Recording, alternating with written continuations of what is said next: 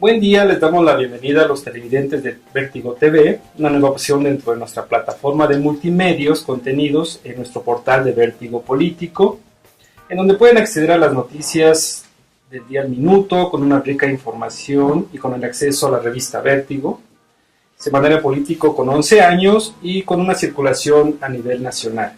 Mi nombre es Ángel Hernández, hoy inauguramos una nueva serie donde abordaremos temas variados y qué más tema importante en este momento que la cuestión educativa. Y nuestros primeros invitados, a quienes les agradecemos su presencia y su tiempo para abordar este tema, es el licenciado Francisco Landero, presidente de Suma por la Educación, y Milagros Fernández, del Instituto de Fomento e Investigación Educativa, una asociación civil surgida en 1988, con quienes abordaremos pues el tema educativo, sobre todo pues las implicaciones que tiene la aprobación de las leyes secundarias, ¿no? Y de la reforma educativa que ya entrará en forma propiamente a partir de la promulgación que hizo el presidente Enrique Peña Nieto de estas leyes secundarias. Francisco Landero, gracias por acompañarnos. Milagros Fernández, gracias también por acompañarnos. Y como primer tema, pues me gustaría que nos platicaran cuál ven o cuál es su perspectiva ya que está entrando de manera total la reforma educativa aprobada a principios de este año por el Congreso mexicano y ya con la promulgación de las leyes secundarias en la materia. Milagros, por favor. Mira, yo creo que como todas las reformas siempre deja a personas insatisfechas, a personas que hubieran querido más de ella, y hay personas que se encuentran pues muy satisfechas con la reforma.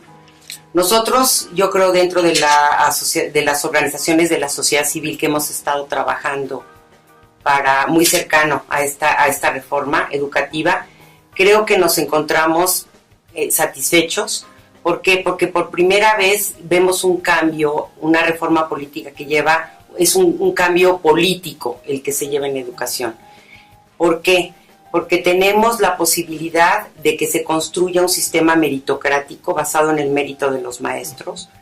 De ahora en adelante, a través de estas reformas, los maestros, el acceso a las plazas a ser maestro va a ser a través del concurso. Sí, se visualiza un acompañamiento de los maestros. Los maestros se les ha exigido mucho, se les exige mucho en este siglo XXI para que México sea competitivo, pero los maestros han estado solos, tienen que tener un acompañamiento pedagógico a través de sus asesores, el poder generar en la escuela planes, no burocráticos, sino planes de mejora en la escuela y que la escuela sea el centro de la mejora. Esto es muy importante. Y yo creo que no podemos cantar victoria porque luego somos muy dados a que ya hay reforma educativa. Yo creo que tenemos un piso para construir una educación de calidad y equidad para todos los niños y niñas y jóvenes de este país, ¿no? Para atender el rezago, para atender muchas situaciones que nos dejan ahorita insatisfechos de la calidad de la educación que tenemos. Francisco, ¿tú cómo ves sobre todo después de esta situación que enfrentó la última etapa legislativa, las presiones? ¿Tú crees que tienen sustento en función de lo que se aprobó, en función de lo que se busca del Ejecutivo junto con los partidos y el Congreso? Bueno, en primer lugar, agradecerle a Vértigo esta oportunidad y a ti en esta nueva sección por la oportunidad que se le da a organizaciones de la sociedad civil. No creas que es fácil conseguir espacios mediáticos, editoriales para la sociedad civil, y esto lo comento también porque así tuvimos que tener una constante búsqueda de espacios gubernamentales, legislativos y también sociales para impulsar las propuestas que la sociedad civil traíamos para estas 3 leyes secundarias, la ley del INE, la Ley General de Educación y la reciente aprobada Ley General de Servicio Profesional. Nosotros, como bien lo dice Milagros, lo vemos también como un piso apenas, los cimientos para empezar a construir el edificio de la calidad y equidad educativa. En segundo lugar, pues sí, es cierto, como lo mencionas, que hubo presiones, que hubo desaciertos también en la forma de conducir estas reformas, pero al final creo que en su mayoría imperó estas cuestiones positivas y concretas a favor de la educación, como la meritocracia hacia el maestro, como la evaluación como medio para saber dónde estamos, cuál es nuestra realidad y a partir de ahí capacitar, formar. Y el tercer punto, pues muy importante, empezar a definir qué era la calidad.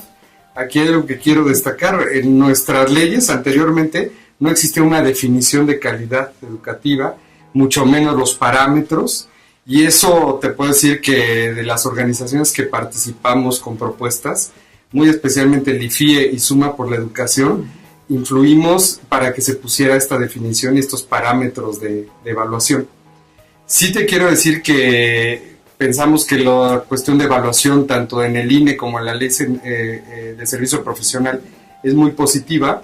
Sin embargo, especialmente en lo que es la carrera del magisterio, todavía hay grandes pendientes y que hay que empezar a abordarlos a la brevedad.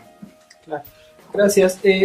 Aquí, como parte de los objetivos de Suma por la Educación, leo la sociedad abriendo espacios a la calidad educativa, que es su lema. Y a mí me parece importante porque a veces dejamos de lado un poco la voz social y de quienes se organizan en un tema pues fundamental. Eso todos coincidimos y sabemos que es muy importante, pero a veces como que no entendemos muy bien. ¿Qué tan importante es la sociedad para poder, digamos, conjuntar estos esfuerzos? Que la labor o la responsabilidad que tiene el gobierno, que tiene la Secretaría de Educación Pública, que tienen instituciones públicas, realmente se refleje, porque de pronto pareciera que son los actores un poco olvidados y que realmente también, pese a sus organizaciones, esfuerzos no son tomados en cuenta. Queremos escucharlos en ese sentido. Yo creo que como organizaciones de la sociedad civil, uno de nuestros mensajes más importantes es decir que la educación es tarea de todos. No, la educación no es tarea del gobierno, no es tarea de los maestros, no es tarea nada más de los alumnos, es responsabilidad de todos. Y el que en este país haya una educación de calidad va a implicar una corresponsabilidad de todos, para exigir, para participar, para construir. Nosotros como organizaciones de la sociedad civil tenemos una historia que no ha sido fácil, pero que hemos logrado organizarnos. Te platicaba antes de esta entrevista que hicimos en las campañas presidenciales, nos agrupamos casi 300 organizaciones de la sociedad civil bajo el lema de 10 por la educación.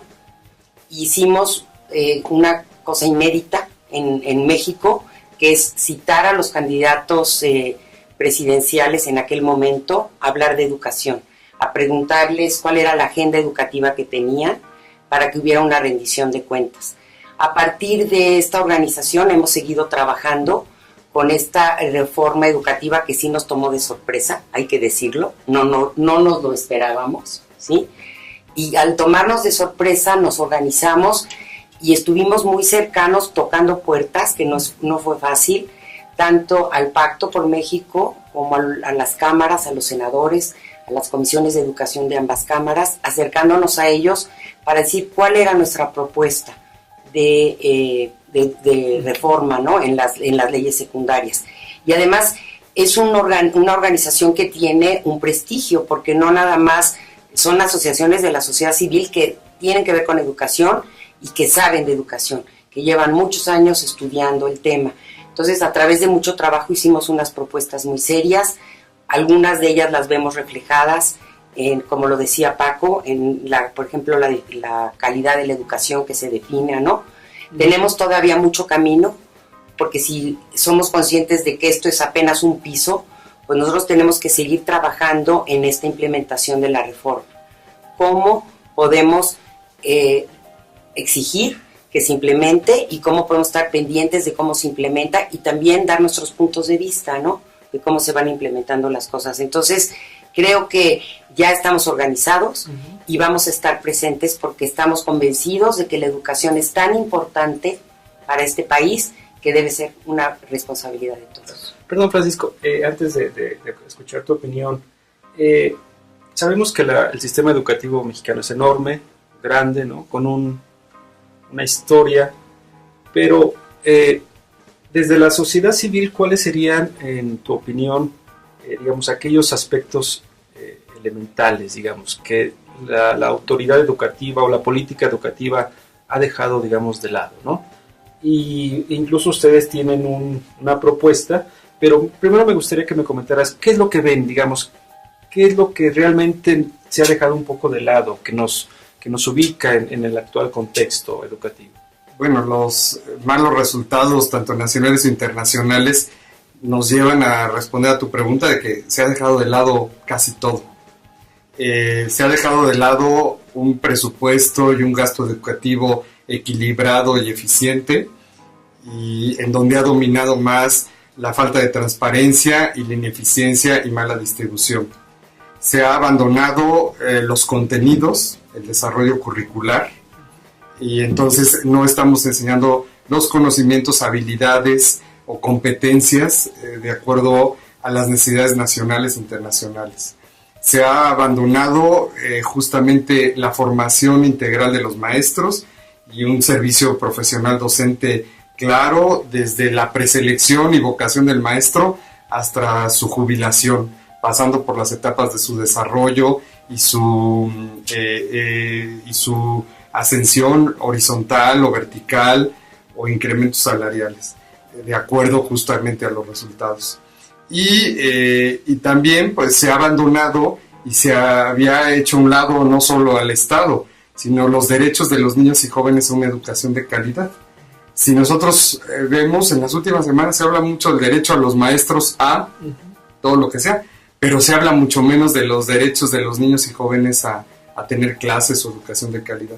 Entonces estos aspectos que te menciono son todo lo que conforman un modelo educativo, y por eso durante décadas ha estado maltrecho y ha originado estos malos resultados.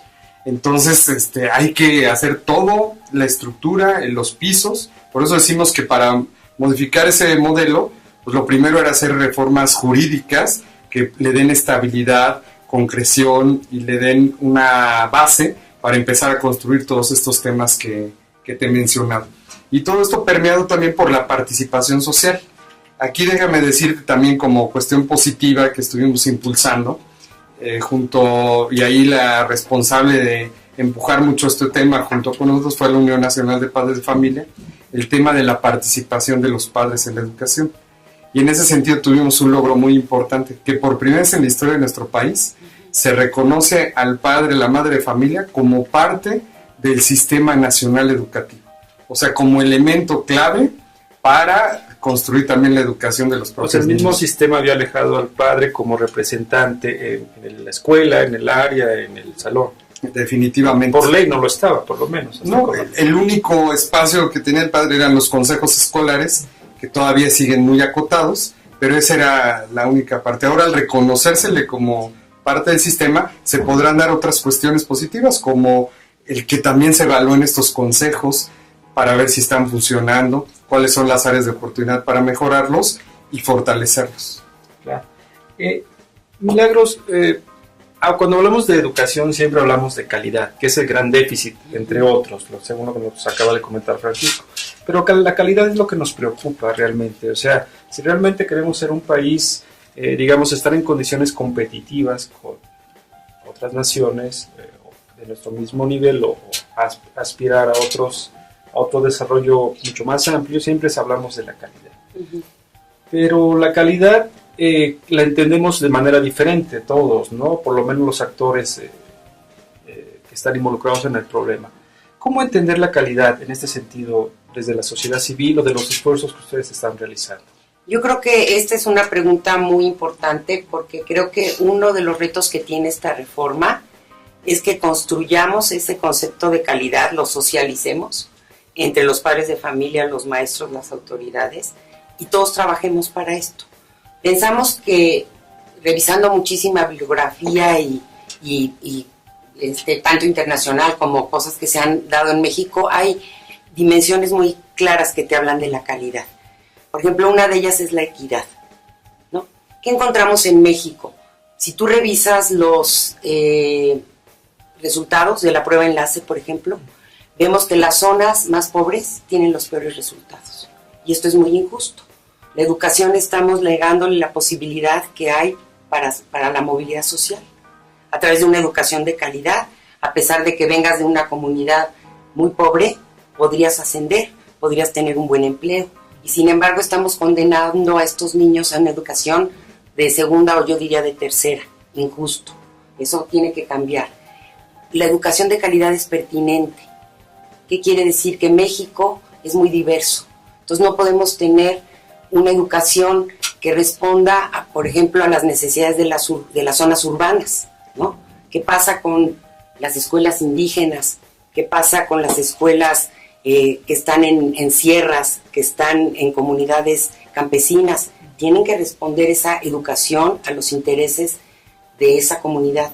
Y hemos visto ya esfuerzos en México. Estoy pensando, por ejemplo, en una telesecundaria que la presentamos en clase, ¿no? En clase 2012 que buscábamos presentar estas nuevas prácticas educativas. Pues es una comunidad indígena en la que además del currículum oficial, los chamacos, los jóvenes están teniendo oportunidad de conocer también sus saberes locales. Entonces, esto de la pertinencia es muy importante, ¿sí? ¿Qué otra cosa? Pues que los resultados, ¿no? Sean, todo el mundo lleguemos a los mismos resultados y claros, ¿no? Que haya una base mínima. Todo el mundo tenemos que saber leer y escribir. Y comprender, ¿no? Lo que leemos mínimamente. Y eso debe ser una base común. Entonces, creo que sí, ya tenemos mucha claridad. Creo que el Instituto Nacional de Evaluación Educativa tiene que ser una pieza clave en esta socialización del concepto de calidad y que los padres de familia sepan también qué es calidad para exigirla y trabajar por ella, ¿no? Porque hay muchas cosas, si estamos como padres de familia alejados de la escuela, no me doy cuenta de que mi hijo a lo mejor en quinto de primaria todavía no sabe leer y escribir. Grave, muy grave. Entonces tenemos que estar, para potencializar el desarrollo de los niños y de los jóvenes, estar padres de familia y escuelas muy unidos. Perdón, Francisco, y esto que nos comenta Milagros sobre las condiciones que se deben cumplir mínimamente para que tengamos una educación mucho mejor, mejores resultados de calidad. A veces se piensa que esto se puede resolver con recursos económicos, pero ofreciendo tecnologías más recientes, ¿no? Con computadoras o todo este tipo de cuestiones. ¿Esto es, ustedes lo ven así que es así o tendrá que requerir otro tipo de esfuerzos, otro tipo de aplicaciones para que pueda realmente lograr los resultados que se buscan? Tocaste otro tema clave para realmente tener una reforma educativa de fondo. Dos elementos, ¿no? El gasto educativo y la tecnología. Bueno, estos son auxiliares de la educación, no son los fines propios de la educación, son los medios. Y efectivamente en nuestro país tenemos un paradigma que es que cuanto más recursos haya va a mejorar la calidad educativa. Perdón, y nada más, si tú le das una computadora a un niño, con eso él va a ser un estudiante, digamos, bueno, por decirlo. Son dos paradigmas falsos, uno que a mayor gasto, mayor calidad educativa, o a mayor distribución de aparatos tecnológicos va a mejorar también el aprendizaje. Y no es así. Tenemos en México que se invierte entre inversión pública y privada cerca del 6.5% del PIB, y comparado con los países de la OCDE, México es en ese sentido de los que más invierte como parte de su producto bruto y en general en el gasto educativo. Y sin embargo, siempre peleamos el último lugar ahí, por ejemplo, con Turquía, en calidad educativa. Entonces el tema no es solo incrementar, sino distribuir mejor donde haya la demanda educativa y donde haya las deficiencias educativas. Por ejemplo, ahorita la demografía nos indica que debemos ya empezar a invertir más en educación media superior, tanto en cobertura como en calidad de instrumentos pedagógicos. Y sin embargo, la tendencia es seguir incrementando la básica. Entonces, habrá que hacer una revisión de los recursos y los recursos adicionales que se obtuvieran, en dado caso con la reforma fiscal que viene, se deben invertir a otros sectores generalmente olvidados. Y en cuanto a la tecnología es lo mismo. Está muy de moda empezar a repartir laptops, computadoras, pero si esos instrumentos tecnológicos no tienen la pedagogía y los contenidos, va a ser muy difícil que tengan realmente una incidencia en el aprendizaje y también en el desarrollo de competencias de los niños y jóvenes. Entonces sí hay que tomarlo con cuidado, no decir que hay que hacerlo a un lado, hay que introducirlo, pero siempre tomando estos instrumentos, estos contenidos de una forma más integral y evitándonos con ello que caigamos a veces en populismos o discursos que solamente buscan resultados a corto plazo. Claro. Yo hay otra cosa, Ángel, que me gustaría puntualizar en relación a la calidad, que tenemos también que garantizar condiciones mínimas de operación de las escuelas. Los maestros tienen que asistir, no se pueden parar clases porque me voy a una manifestación, ¿sí? Y también tiene que tener agua, por ejemplo, las escuelas, los baños, que haya drenaje, que haya bancas. Hay escuelas que están realmente en un deterioro bárbaro y lo hemos visto, y no saliendo muy lejos, no hace falta irse muy lejos. Entonces también el Estado tiene que tener esta responsabilidad de generar y de asegurar unas condiciones mínimas de operación para todas y cada una de las escuelas del país. Por eso el censo que se va a levantar como un paso después de estas reformas, ¿no? Ya que fueron promulgadas. ¿Cuántas escuelas hay? ¿Cuántos maestros hay? ¿En qué condiciones? Digo que es complicado, o no lo entendemos, que después de tantos años no se cuente con esa información de manera adecuada, ¿no? Es lo que es sorprendente. Así es. Y eso va a ser importantísimo para que el Estado pues pueda realmente conocer qué pasa con todas estas escuelas, ¿no? Claro. Milagros, y bueno, hay una parte que también me parece que es destacado abordar, bueno, hay diferentes actores. Hoy nos enfrentamos, por ejemplo, a los maestros, a una parte de los maestros, de la coordinadora que durante esta semana se han manifestado en la Ciudad de México en contra de las leyes secundarias aprobadas ya finalmente. Pero bueno, esto nos lleva a ver cómo está imbricado en todo el sistema educativo toda una serie de factores, que está por un lado la autoridad educativa, que reconoce también deficiencias, ¿no? Por otro lado está el Sindicato Nacional de Trabajadores de la Educación, que es la representación, ¿no?, sindical de la mayoría de los profesores, esta corriente de la Coordinadora de Trabajadores que también pues se ha manifestado en contra, ¿no? Pero ¿cómo entender entonces, digamos, este contexto o esta presión a la que se ve sometida la educación? Entendemos, o por lo menos así lo quiero ver, entendemos que rinden una serie de derechos, pero también es claro que se tiene que mover la educación, tiene que haber cambios que todos por lo menos en ese sentido coincidimos que se requieren. A lo mejor unos en un sentido u otros en otro, pero todos estamos conscientes que se tiene que mover y se tiene que cambiar. ¿Tú cómo ves ahí los factores de estos intereses que a final de cuentas se mueven, se afectan, claro, y vemos las manifestaciones?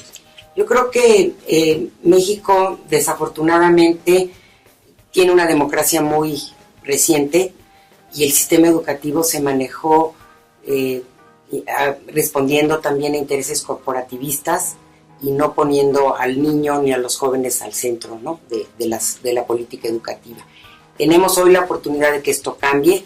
Sí se están tocando muchos intereses importantes, pero yo creo que si ponemos todos al centro al niño y a las escuelas, vamos a poder lograr un diálogo. Eso es lo que yo buscaría. Sí está la situación preocupante. Ayer mismo el instituto que dirijo, me enteré de manera directa de que en León, Guanajuato, maestros de escuelas públicas afiliados al Sindicato Nacional de Trabajadores de la Educación se vieron amenazados de perder su empleo si no salían a marchar.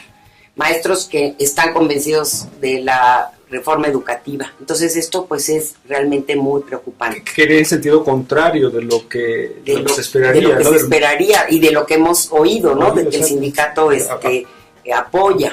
Entonces yo sí buscaría el llamar a estos maestros a que sí realmente denuncien estas situaciones, que no se sientan amedrentados. Tenemos, como lo decía anteriormente, la educación debe ser tarea de todos, cada uno en el ámbito que nos corresponde, en nuestro círculo pequeño de influencia, que realmente nos tomemos a la educación en serio. Tenemos una oportunidad única en este país de realmente ofrecer una educación de calidad. Tenemos apenas el piso. Si no trabajamos todos a favor de una educación de calidad, no la vamos a tener. Eso es lo que yo diría. Francisco, perdón, y para no dejar de lado, ustedes también en Suma por la Educación tienen una propuesta sobre una tercera etapa de reforma educativa, que ustedes llaman ya la aprobación de las leyes y de la entrada en vigencia de la reforma, es una segunda etapa. Ustedes proponen una tercera etapa, transitar hacia allá. ¿Nos puedes explicar, de manera muy concisa, o los puntos más importantes de esto que ustedes están proponiendo que se Claro que sí. trabaje? Mira, y lo comentaba en el bloque anterior, la primera etapa fue la aprobación al cambio de la Constitución en su artículo 3. La segunda, las leyes secundarias. Y la tercera, lo que viene es otros elementos y la instrumentación. Los elementos son la redistribución y eficiencia en el gasto público en la educación y un federalismo más transparente en el gasto educativo. 2, la reforma curricular o a los contenidos, a los programas y planes de estudio. 3, el tema de la equidad educativa para las comunidades menos favorecidas, como son niños con discapacidad, como son indígenas o comunidades rurales, ¿no? Entonces, teniendo esos pilares más fortalecidos, podremos transitar un mejor modelo, y eso es lo que llamamos la tercera etapa de lo que viene, en donde ya debe haber una oportunidad decidida, clara y mayor de la sociedad civil para lograr verdaderamente estos cambios y que no se vayan a quedar en letras, en leyes, como muchas veces sucede. Y esta tercera etapa lleva y conlleva necesariamente el hablar de participación. Los maestros tienen que estar presentes para definir un marco de qué es un buen maestro, ¿sí? Los padres de familia tienen que estar presentes para construir un marco de qué es una buena participación en la escuela. Las organizaciones de la sociedad civil tienen que estar presentes. O sea, ahora sí nos toca que haya una convocatoria y en la que todos podamos tener una mesa de diálogo para construir realmente un buen edificio, ¿no? Que es una buena imagen que nos dio Paco, ¿no? Claro. Pues bueno, les agradezco mucho, Milagros Fernández, Francisco Landero, les agradezco mucho que nos hayan acompañado a este primer programa que voy a tener el gusto de conducir, y bueno, en materia educativa, que más que oportuno, ¿no? Por las repercusiones que tiene, la importancia que tendrán todos estos cambios. Y a ustedes, amigos, pues les agradezco mucho que nos hayan acompañado, y los invito para que estén nuevamente con nosotros en otro tema de interés social y que seguramente les llamará la atención. Gracias, muy amable.